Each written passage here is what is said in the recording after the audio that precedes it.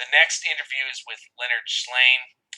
This is one of the lesser interviews, and I don't even think it's a good interview.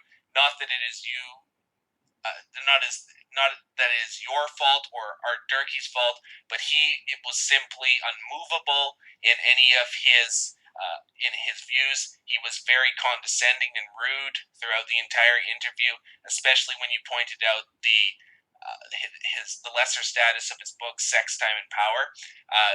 Art and physics, or space time or parallel visions in space, time, and light is a excellent guide towards art.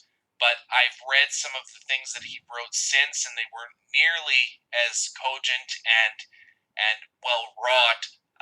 This interview, I think, is one of the failures, but it's a failure on Leonard Shlain's part and not on the interviewers. Yeah, Shlain was an asshole. I mean, he died a few years ago. He comes across smug. I remember, I think I said before that there was another interview where, oh, it was with Dorian Sagan, I think, that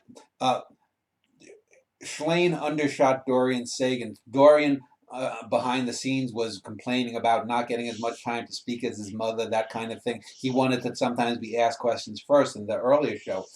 Shlain, I remember, I believe, I can't be certain, but I think there was a time when in between a break, he and Art had gone off talking about one of the things that they had talked about, and Shlain told Art Durkee to shut up or something like that. And and I think I could be wrong. It might have been towards the end of the show, but I think if you look at the last 20 or 30% of the show, I think Art Durkee doesn't say as much because he was really angry at Shlain. And yeah, it was odd because his Sex, Time, and Power is such a piece of shit book. And Shlain himself was a heart surgeon, so he wasn't an art expert.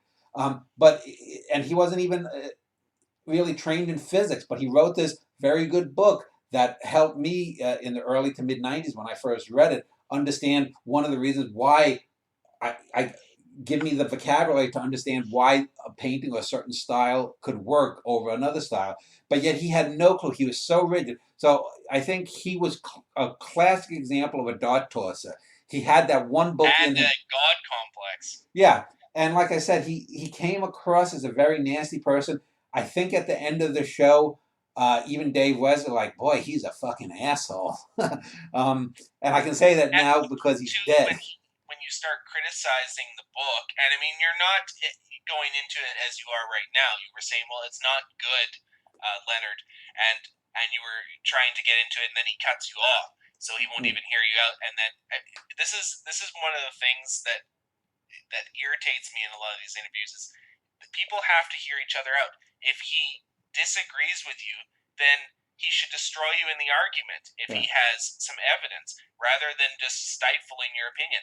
But he speaks about how the reason that his latest book succeeds is because he has some poetic license. He doesn't write in the style of academia, but the truth is that he actually does. Even in art and physics, it's not, great prose that moves it along. It's the ideas. It is well wrought for what it is, but it's just a guide. It's nothing that will be out there years from now and people will go to and think about life deeper. It only shows you how to think about art deeper and to look at things different. And it has some hit and miss moments too.